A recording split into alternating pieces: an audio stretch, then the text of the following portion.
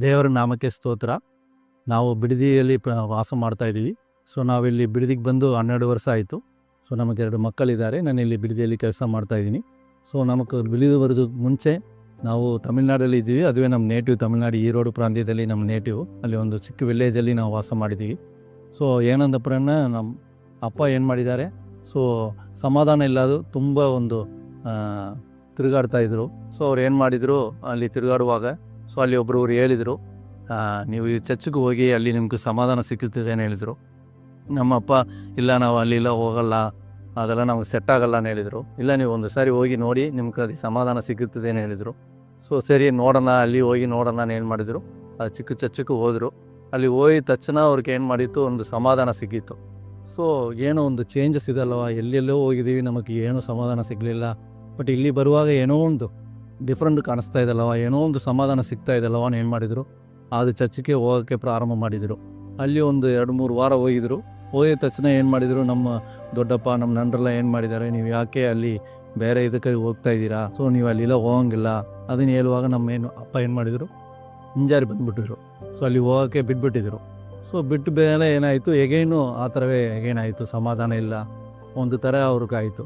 So ಅವಾಗ ಅವರು ನೋಡಿದರು, ಒಂದು 2 ವಾರ ನೋಡಿದರು, ಏನಪ್ಪ ನಮಗೆ ಸಮಾಧಾನ ಸಿಗ್ತಾ ಇಲ್ಲಲ್ವ, ಇದೇ ಅಲ್ಲಿ ಹೋಗುವಾಗ ನಮಗೆ ಸಮಾಧಾನ ಸಿಗ್ತಾ ಇತ್ತಲ್ಲವ ಅನ್ನೋ ನೋಡಿ ಏನು ಮಾಡಿದರು, ಹೇಗೇನು ಚರ್ಚಿಗೆ ಹೋಗೋಕ್ಕೆ ಸ್ಟಾರ್ಟ್ ಮಾಡಿದರು. ಹೇಗೇನು ಚರ್ಚಿಗೆ ಹೋಗುವಾಗ ಹೇಗೇನು ಸಮಾಧಾನ ಸಿಕ್ಕಿತ್ತು. ಅವರು ಒಳಗಡೆ ಇದ್ದ ಎಲ್ಲ ಒಂದು ತೊಂದರೆಗಳು ಏನಾಯಿತು, ಸರಿಯಾಯಿತು. ಸೊ ಅದು ನೋಡಿಬಿಟ್ಟು ಅವ್ರು ಏನು ಮಾಡಿದರು, ಕಂಟಿನ್ಯೂ ಆಗಿ ಅಲ್ಲಿ ಹೋಗೋಕ್ಕೆ ಸ್ಟಾರ್ಟ್ ಮಾಡಿದರು. ಸೊ ಆವಾಗ ನಮ್ಮ ಅಮ್ಮಕ್ಕೂ ಬಂದು ಹೇಳಿದರು, ಈ ಥರ ನಾನು ಅಲ್ಲಿ ಹೋಗ್ತಾ ಇದ್ದೀನಿ, ನನಗೆ ಸಮಾಧಾನ ಸಿಕ್ಕಿದೆ, ನೀವು ಬನ್ನಿ, ನೀವು ಅಲ್ಲಿ ಹೋಗೋಣ ಬನ್ನಿ ಅದನ್ನು ಹೇಳ್ತಾಯಿದ್ರು. ಅದು ಹೇಳಿದ ಮೇಲೆ ನಮ್ಮ ಅಮ್ಮ ಇಲ್ಲ ನಾನು ಅಲ್ಲಿ ಬರೋಲ್ಲ, ನಮ್ಮ ದೇವರೇ ನಾವು ಪೂಜಿಸ್ತೀವಿ, ನಾನು ಅಲ್ಲಿಲ್ಲ ಬರೋಲ್ಲ ಅದನ್ನು ಹೇಳಿಬಿಟ್ಟಿದ್ರು. ಏನೋ ನಮ್ಮ ಅಮ್ಮ ತುಂಬ ಅದರಲ್ಲಿ ತುಂಬ ವೈರಾಗ್ಯವಾಗಿದ್ದರು. ಸೊ ಅದಕ್ಕೆ ಹೇಳುವಾಗ ನಾನು ಹೊಟ್ಟೆಯಲ್ಲಿ 7 ತಿಂಗಳಾಗಿದ್ದೀನಿ. ಸೊ ಆವಾಗ ಏನಾಯಿತು, ಹೊಟ್ಟೆಯಲ್ಲಿ ಮಗು ಕೆಳಗಡೆ, ನಾನು ಹೊಟ್ಟೆಯಲ್ಲಿ 7 ತಿಂಗಳಿರುವಾಗಲೇ ಮಗು ಕೆಳಗಡೆ ಬರುವುದು ಅವ್ರಿಗೆ ಫೀಲ್ ಆಯಿತು. ಸೊ ಅವ್ರು ಏನು ಮಾಡಿದ್ದಾರೆ, ಈ ಥರ ಆಗಿದೆ, ನಾವು ಬೆಳಗ್ಗೆ ಹಾಸ್ಪಿಟಲ್ ಹೋಗಬೇಕು, ಬನ್ನಿ ಹೋಗೋಣ, ನಾವು ತಡೆಯೋಕ್ಕಾಗ್ತಾ ಇಲ್ಲ, ಇವಾಗಲೇ ಡೆಲಿವರಿ ಆಗಿಬಿಡ್ತದೆ ಅಂತ ಹೇಳ್ತಾಯಿದ್ರು. ಸೊ ಆವಾಗ ನಮ್ಮ ಅಪ್ಪ ಏನು ಮಾಡಿದರು, ನೈಟ್ ಫುಲ್ಲು ಪ್ರಾರ್ಥನೆ ಮಾಡಿದರು, ಹೊಟ್ಟೆ ಮೇಲೆ ಕೈ ಇಟ್ಟು ಪ್ರಾರ್ಥನೆ ಮಾಡಿದರು. ಆ ಥರ ಪ್ರಾರ್ಥನೆ ಮಾಡುವಾಗ ಏನಾಯಿತು, ಬೆಳಗ್ಗೆ ನೋಡುವಾಗ ನನ್ನ ಕೆಳಗಡೆ ಬಂದಿರೋದು ತಲೆ ಏನಾಯಿತು, ಹೇಗೇನು ನಾರ್ಮಲಾಗಿ ಹೊಟ್ಟೆ ಒಳಗಡೆ ಹೋಯಿತು. ಸೊ ಆವಾಗ ನಮ್ಮ ಅಮ್ಮಗೆ ಏನಾಯಿತು, ನಂಬಿಕೆ ಬಂತು, ಯಪ್ಪ ಎಷ್ಟು ನಾನು ಪೂಜಿಸಿದ್ದೀನಿ, ಇದು ಮಾಡಿದ್ದೀನಿ, ಬಟ್ ನನಗೆ ಯಾವುದು ಸರಿಪಡಿಸಿಲ್ಲ, ಬಟ್ ಇವಾಗ ನಾನು ಇದು ಮಾಡೋರು ಪ್ರಾರ್ಥನೆ ಮಾಡುವಾಗ ಇದು ಸರಿಯಾಗಿದೆ ಅಲ್ಲವ, ನನಗೂ ಆ ಥರ ದೇವರೇ ಬೇಕು. ಅದನ್ನೇನು ಮಾಡಿದರು, ಅವರು ಚರ್ಚಿಗೆ ಬರೋಕ್ಕೆ ಸ್ಟಾರ್ಟ್ ಮಾಡಿದರು. ಸೊ ಇಬ್ಬರು ಫ್ಯಾಮಿಲಿಯಾಗಿ ನಾವು ಚರ್ಚಿಗೆ ಹೋಗೋಕ್ಕೆ ಸ್ಟಾರ್ಟ್ ಮಾಡಿದ್ವಿ ಆವಾಗ. ಸೊ ನಮಗೆ ಒಂದು ಅಣ್ಣ ಒಂದು ತಂಗಿ ಇದ್ದಾರೆ. ಸೊ ಆವಾಗ ನಮ್ಮ ಅಣ್ಣ ಮಾತ್ರ ಹುಟ್ಟಿದ್ರು, ನಾವು ಚರ್ಚಿಗೆ ಹೋಗೋಕ್ಕೆ ಸ್ಟಾರ್ಟ್ ಮಾಡಿದ್ವಿ. ಆ ಥರ ಚರ್ಚಿಗೆ ಹೋಗುವಾಗ ಮಾಡಿದ್ದಾರೆ, ನಮ್ಮ ದೊಡ್ಡಪ್ಪ ಏನು ಮಾಡಿದ್ದಾರೆ, ನೀವು ಯಾಕೆ ಅಲ್ಲಿ ಹೋಗ್ತಾ ಇದ್ದೀರಾ, ಅಲ್ಲಿ ಹೋಗಬಾರ್ದು ಅದನ್ನೇನು ಮಾಡಿದ್ದಾರೆ, ಹೇಗೇನು ವಾರ್ನ್ ಮಾಡಿದ್ದಾರೆ, ತುಂಬ ಸ್ಟ್ರಿಕ್ಟಾಗಿ ಹೇಳಿದರು. ಆವಾಗ ನಮ್ಮ ಅಪ್ಪ ಏನು ಮಾಡಿದರು, ಇಲ್ಲ ನಾವು ಅಲ್ಲಿಯೇ ಹೋಗ್ತೀವಿ, ನಮಗೆ ಅಲ್ಲಿಯೇ ಸಮಾಧಾನ ಸಿಗ್ತೈತೆ, ಎಲ್ಲಿ ಸಿಕ್ಕಿಲ್ಲ ಅದು ಸಮಾಧಾನ ನಾವು ಅಲ್ಲಿಯೇ ಸಿಗ್ತಾಯಿದೆ, ನಾನು ಅಲ್ಲಿಯೇ ಹೋಗ್ತೀನಿ ಅಂತ ಹೇಳುವಾಗ ಸೊ ಅವ್ರು ಏನು ಮಾಡಿದ್ದಾರೆ, ಅವರು ನಮ್ಮ ನಂಟರೆಲ್ಲ ಸೇರಿಸಿ ಏನು ಮಾಡಿದ್ದಾರೆ, ಅಲ್ಲಿ ಒಂದು ದೇವಸ್ಥಾನ ಕರ್ಕೊಂಡು ಹೋಗಿ ನಮ್ಮ ಅಪ್ಪವ ಒಂದು ಕತ್ತೆ ಮೇಲೆ ಕೂತ್ಕೊಂಡು ಅಲ್ಲಿ ಫುಲ್ಲು ತಿರುಗಾಡಿಕೆ ಇಟ್ಟಿದ್ರು. ಸೊ ಎಲ್ಲ ಊರೇ ನೋಡಿ ನೋಡಿ ಎಲ್ಲರೂ ಪರಿಹಾಸ ಮಾಡಿದರು. ಅವ್ರು ಕೇಳುವಾಗ ನನ್ನ ತಮ್ಮನ ಏನು ಮಾಡಿದ್ದಾನೆ, ವೇಷಿತನ ಮಾಡಿದ್ದಾನೆ, ಅದಕ್ಕೆ ನಾವು ಈ ಥರ ಮಾಡ್ತಾಯಿದ್ದೀವಿ ಅವರೆಲ್ಲ ಹೇಳಿದರು. ನಮ್ಮ ಅಪ್ಪಗೆ ಅದು ನೋಡಿ ತುಂಬ ಬೇಜಾರಾಯಿತು. ಬಟ್ ನಮ್ಮ ಅಪ್ಪ ಅದಲ್ಲಿ ಸ್ಟ್ರಾಂಗ್ ಆಗಿದ್ದರು. ಏನು ಸ್ಟ್ರಾಂಗ್ ಆಗಿದ್ರು, ನನಗೆ ಎಲ್ಲಿ ಹೋಗಿದ್ರನಾலும் ನಾನು ಸಮಾಧಾನ ಸಿಗ್ತಾಯಿಲ್ಲ, ನನಗೆ ಎಷ್ಟು ಇದು ಮಾಡಿದ್ರನಾலும் ನಾನು ಏನು ಮಾಡಲ್ಲ, ಅದು ಏಸಪ್ಪ ಬಿಟ್ಟು ನಾನು ಹಿಂದೆ ಬರಲ್ಲ, ನಾನು ಅಲ್ಲಿಯೇ ಹೋಗ್ತೀನಿ ಏನು ಮಾಡಿದರು, ತುಂಬ ಗಟ್ಟಿಯಾಗಿ ಇಟ್ಕೊಂಡಿದ್ರು ಫ್ಯಾಮಿಲಿಯಾಗಿ. ಸೊ ಆವಾಗ ನಾವು ಚರ್ಚ್ಗೆ ಹೋಗುವಾಗ ಒಂದು ದಿನ ಏನಾಯಿತು, ನಮ್ಮ ಚರ್ಚಲ್ಲಿಂದು ಕ್ಯಾರಲ್ಸ್ ಬಂದರು. ಸೊ ಕ್ಯಾರಲ್ಸ್ ಬರುವಾಗ ನಮ್ಮ ದೊಡ್ಡಪ್ಪ, ನಮ್ಮ ಪಕ್ಕದ ಮನೆಯವರು, ಸೊ ಅವರು ದೊಡ್ಡಪ್ಪ ಆಚೆ ಹೋಗಿದ್ದಾರೆ. ಸೊ ಅವ್ರು ಏನು ಮಾಡಿದ್ದಾರೆ, ನಮ್ಮ ಮನೆಗೆ ಬಂದು ಪ್ರಾರ್ಥನೆ ಮಾಡಿಬಿಟ್ಟು ಹೋಗಿದ್ದಾರೆ. ಸೊ ಅವ್ರು ಹೋದ ಮೇಲೆ ನಮ್ಮ ಅಪ್ಪಗೂ ತುಂಬ ಭಯ ಆಯಿತು, ಬಂದು ಇವ್ರು ಏನು ಹೇಳ್ತಾರೋ, ಏನು ಸ್ಟ್ರಿಕ್ಟ್ ಮಾಡ್ತಾರೋ, ಏನಾದರೂ ಒಂದು ಚಿಕ್ಕ ವಿಲೇಜು. ಸೊ ಅದಲ್ಲಿ ಏನು ನಡೆದಿದ್ದನ್ನಾಳು ಇಮಿಡಿಯೇಟ್ ಹೇಳ್ಬಿಡ್ತಾರೆ. ಸೊ ಆವಾಗ ಏನಾಯಿತು, ನಮ್ಮ ದೊಡ್ಡಪ್ಪ ಬಂದ ಮೇಲೆ ಅವ್ರಿಗೆಲ್ಲ ಹೇಳ್ಬಿಟ್ಟಿದ್ದಾರೆ, ಈ ಥರ ಬಂದು ಇಲ್ಲಿಯೇ ಬಂದು ಪ್ರಾರ್ಥನೆ ಮಾಡಿಬಿಟ್ಟು ಹೋದರು, ಸೊ ನೀವು ಯಾಕೆ ಈ ಥರ ಎಲ್ಲ ಬಿಟ್ಬಿಟ್ಟು ನೋಡ್ತಾ ಇದ್ದೀರಾ ಅದನ್ನು ಹೇಳುವಾಗ ಅವ್ರಿಗೆ ತುಂಬ ಸಿಟ್ಟು ಬಂತು. ಸೊ ಆವಾಗ ಏನು ಮಾಡಿದರು, ಅವ್ರು ಬಂದು ನಮ್ಮ ಅಪ್ಪ, ನಮ್ಮದೊಂದು ಚಿಕ್ಕ ರೂಮ್ ಇತ್ತು, ಸೊ ಅದಲ್ಲಿ ನಾವು ವಾಸ ಮಾಡಿದ್ವಿ. ಸೊ ಅದಲ್ಲಿ ಅವರು ಬಂದು ಏನೋ ಒಂದು ದೊಡ್ಡ ಗೋಲ್ ತೊಗೊಂಡು ಏನು ಮಾಡಿದರು, ಹೊಡಿಯೋಕ್ಕೆ ಸ್ಟಾರ್ಟ್ ಮಾಡಿದರು. ನಮ್ಮ ಅಪ್ಪ ಚೇರಲ್ಲಿ ಕೂತ್ಕೊಂಡಿದ್ರು, ಏನು ಮಾತಾಡಿಲ್ಲ. ನಾವು ಅಲ್ಲೇ 3 ಜನ ನಾವಿದ್ವಿ, ನಾವು ಅಲ್ಲೇ ಕೂತ್ಕೊಂಡಿದ್ದೀವಿ, ನಮ್ಮ ಅಮ್ಮ ಪಕ್ಕದಲ್ಲಿ ಕೂತಿದ್ರು. ಸೊ ಅವ್ರು ಏನು ಮಾಡಿದ್ದಾರೆ, ಅದಲ್ಲಿ ಒಂದು 30 ಅಡಿ ಇರ್ಬೋದು ಅಷ್ಟು ಸಾರಿ ಏನು ಮಾಡಿದ್ದಾರೆ ಹೊಡಿದ್ದಾರೆ.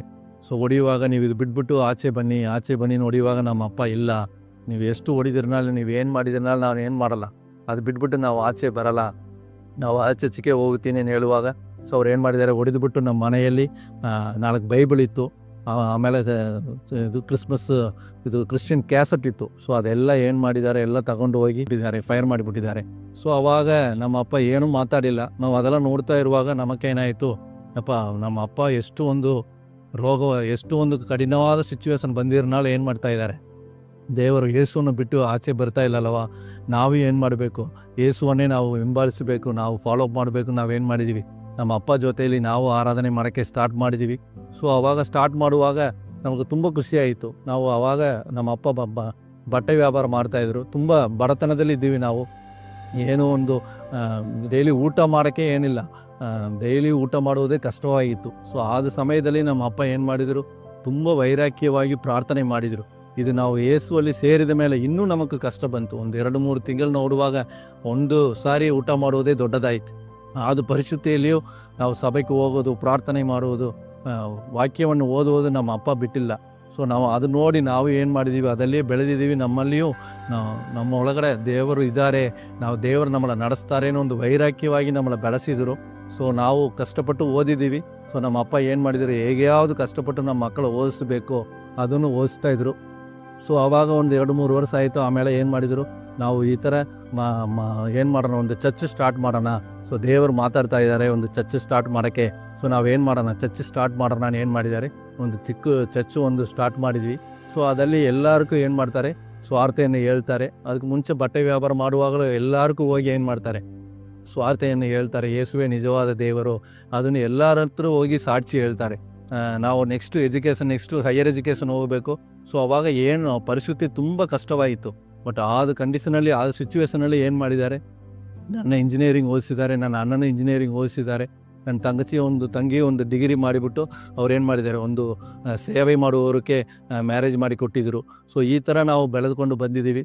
ಸೊ ಈ ಥರ ದೇವರು ನಮ್ಮನ್ನು ಯಾವಾಗಲೂ ಕಾದು ನಡೆಸಿದ್ದಾರೆ, ಎಲ್ಲ ಸಿಚುವೇಷನಲ್ಲಿಯೂ ನಮ್ಮನ್ನು ಕಾದು ನಡೆಸಿದ್ದಾರೆ. ನಮ್ಮ ಎಲ್ಲರೂ ಮುಂಚೆ ನೋಡುವಾಗ ಏನು ಮಾಡ್ತಾರೆ, ಯಾರು ನಮ್ಮ ಹತ್ರ ಮಾತಾಡಲ್ಲ.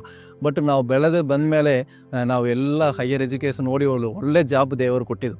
ಅದೆಲ್ಲ ನೋಡಿದ ಮೇಲೆ ಅವರೆಲ್ಲ ಆಶ್ಚರ್ಯಪಟ್ಟಿದ್ರು, ಯಪ್ಪ ಇವನು ಅವಾಗ ಏನಿಲ್ಲದಿದ್ದನು ಇವಾಗ ಯೇಸುವಲ್ಲಿ ಸೇರಿಕೊಂಡು ಏನು ಮಾಡಿದ್ದಾನೆ. ಸೊ ಇವನಿಗೆ ಯೇಸು ಎಷ್ಟು ಒಳ್ಳೆಯದು ಮಾಡಿದ್ದಾರೆ, ಎಷ್ಟು ಬೆಳೆದಿದ್ದಾರೆ ಅವರು. ನಮ್ಮ ಮಕ್ಕಳು ಆ ಥರ ಬೆಳೆದಿಲ್ಲ ಅಲ್ಲವಾ, ಅದನ್ನು ಅವರು ನಮ್ಮ ಅಪ್ಪ ತಂಗಿ ಅಕ್ಕ ಅವರೆಲ್ಲ ಏನು ಮಾಡಿದರು, ರಚನೆಗೆ ಬಂದಿದ್ದರು. ಸೊ ಆ ಥರ ದೇವರು ನಮ್ಮನ್ನು ನಡೆಸಿದ್ದಾರೆ. ಎಲ್ಲ ಕಾರ್ಯದಲ್ಲಿ ದೇವರು ನಮ್ಮನ್ನು ಬಲಪಡಿಸಿ ಯೇಸುವನ್ನು ನಮ್ಮನ್ನು ನಡೆಸಿದ್ದಾರೆ. ಸೊ ಆದ ರೀತಿಯಲ್ಲಿ ಆಮೇಲೆ ನಮಗೆ ಮದುವೆ ಮಾಡಿ ಕೊಟ್ಟಿದ್ದಾರೆ. ನಮ್ಮ ಅಣ್ಣನಿಗೂ ಮದುವೆ ಮಾಡಿದ್ದಾರೆ, ನಮಗೂ ಮದುವೆ ಮಾಡಿದ್ದಾರೆ. ಸೊ ನಾವು ಮದುವೆ ಮಾಡಿ ಚೆನ್ನೈಯಲ್ಲಿ ಕೆಲಸ ಮಾಡ್ತಾ ಇರುವಾಗ ಸೊ ನಾವು ಬೇರೆ ಕಡೆ ಹೋಗಬೇಕು, ಎಲ್ಲಿ ಹೋಗೋದು, ಇನ್ನೂ ಸೇವೆಯಲ್ಲಿ ಬೆಳೆಯಬೇಕು, ಆ ಥರ ಥಿಂಕ್ ಮಾಡಿಕೊಂಡು ನಾವೇನು ಮಾಡಿದ್ದೀವಿ, ಬೆಂಗಳೂರು ಇಲ್ಲಿ ಬಿಡದಿ ಪಟ್ಟಣಕ್ಕೆ ಬಂದಿದ್ದೀವಿ. ಸೊ ಇಲ್ಲಿ ಬಿಡದಿಯಲ್ಲಿ ವಾಸ ಮಾಡಿದ ಮೇಲೆ ದೇವರು ನಾವು ಪ್ರೇಯರ್ ಮಾಡ್ಕೊಂಡು ಬಂದೀವಿ, ದೇವರೇ ನಾವು ಎಲ್ಲಿ ಹೋಗಿದ್ರನಾಳು ನಾವು ಸೇವೆ ಮಾಡಬೇಕು, ದೇವರಿಗಾಗಿ ನಿಲ್ಲಬೇಕು, ಅದನ್ನು ದೇವರಿಗಾಗಿ ನಿಲ್ಲಬೇಕು, ಆ ಥರ ನಾವು ಪ್ರೇಯರ್ ಮಾಡಿಕೊಂಡು ಬರುವಾಗ ಸೊ ನಾವು ಇಲ್ಲಿ ಬಂದಿದ್ದೀವಿ. ಇಲ್ಲಿ ಬಂದು ದೇವರು ಏನು ಮಾಡಿದ್ದಾರೆ, ಈ ಚರ್ಚನ್ನು ನಮಗೆ ತೋರಿಸಿದ್ದಾರೆ. ಸೊ ನಾವು ಇಲ್ಲಿ ಚರ್ಚಿಗೆ ಬಂದ ಮೇಲೆ ಒவ்வೊಂದಾಗಿ ನಾವು ವಾಕ್ಯದಲ್ಲಿ ಇನ್ನೂ ಜಾಸ್ತಿ ಬೆಳೆಯೋಕ್ಕೆ ಸ್ಟಾರ್ಟ್ ಮಾಡಿದ್ದೀವಿ. ಸೊ ಇನ್ನೂ ದೇವರು ನಮ್ಮನ್ನು ಇನ್ನೂ ಯೇಸು ಜಾಸ್ತಿಯಾಗಿ ನಮ್ಮನ್ನು ಬೆಳೆಸಿದರು.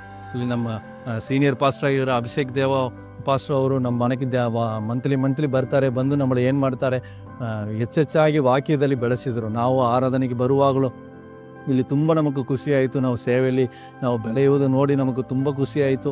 ಇನ್ನೂ ಹೆಚ್ಚೆಚ್ಚಾಗಿ ಸೇವೆ ಮಾಡಬೇಕು ನಾವು ಪ್ರಯಾಸ ಪಟ್ಟಿದ್ದೀವಿ. ಸೊ ಇವಾಗ ನಾವು ತುಂಬ ಸೇವೆ ಮಾಡ್ತಾಯಿದ್ದೀವಿ ಪಾಸ್ಟರ್ ಜೊತೆಯಲ್ಲಿ. ಸೊ ದೇವರು ನಮ್ಮನ್ನು ನಡೆಸ್ತಾ ಇದ್ದಾರೆ. ಸೊ ನಾನು ಏನು ಹೇಳೋಕ್ಕೆ ಬರ್ತಾಯಿದ್ದೀನಿ, ಸೊ ಯೇಸುವನ್ನು ನಂಬಿದವರು ಅವರು ಯಾವಾಗಲೂ ಕೈ ಬಿಡಲ್ಲ. ನಮ್ಮ ಅಪ್ಪ ಅವರು ಕಂಡುಕೊಂಡ ನಿಜವಾದ ಯೇಸುವನ್ನು ನಾವು ಇವಾಗ ಆರಾಧನೆ ಮಾಡ್ತಾಯಿದ್ದೀವಿ. ಆಮೇಲೆ ಒಳ್ಳೆಯ ಸ್ಥಾನದಲ್ಲಿ ಇಟ್ಟಿದ್ದಾರೆ. ನಮ್ಮ ಅಣ್ಣನನ್ನು ನಮ್ಮ ತಂಗಿಯನ್ನು ಒಳ್ಳೆಯ ಸ್ಥಾನದಲ್ಲಿ ಇಟ್ಟಿದ್ದಾರೆ. ನಮ್ಮ ಅಣ್ಣ ಇವಾಗ ಸಪ್ರೇಟ್ ಚರ್ಚ್ ಒಂದು ಊರಲ್ಲಿ ಸ್ಟಾರ್ಟ್ ಮಾಡಿ ಸ್ವಂತವಾಗಿ ಚರ್ಚ್ ಕಟ್ಟಿ ಅಲ್ಲಿ ಆರಾಧನೆ ಮಾಡ್ತಾ ಇದ್ದಾರೆ. ಸೊ ಯಾಕೆ ಇದು ಹೇಳ್ತಾ ಇದ್ದೀನಿ, ಸೊ ದೇವರು ಯೇಸುವನ್ನು ನಂಬಿದವರು ಅವರು ಯಾವಾಗಲೂ ಕೈ ಬಿಡಲ್ಲ. ಸೊ ನೀವು ಯೇಸುವನ್ನು ನಂಬಿರಿ. ಯಾವುದು ಪರಿಸ್ಥಿತಿ ನಿಮ್ಗೆ ಇದ್ದರೂ ನೀವು ಯೇಸುವನ್ನು ನಂಬುವಾಗ ಅವರು ಎಲ್ಲ ಸಿಚುವೇಷನಲ್ಲಿ ನಮ್ಮ ಜೊತೆಯಲ್ಲಿದ್ದು ನಮ್ಮನ್ನು ಆಶೀರ್ವಾದ ಮಾಡುವವರಾಗಿರ್ತಾರೆ. ಇದು ಅವಕಾಶವನ್ನು ಕೊಟ್ಟಿದ್ದ ಪಾಸ್ಟರ್ ಅಭಿಷೇಕ್ ದೇವ ಅವ್ರಿಗೂ ಯೇಸುಕ್ಕೂ ನಾವು ಸ್ತೋತ್ರವನ್ನು ಸಲ್ಲಿಸ್ತಾ ಇದ್ದೀವಿ.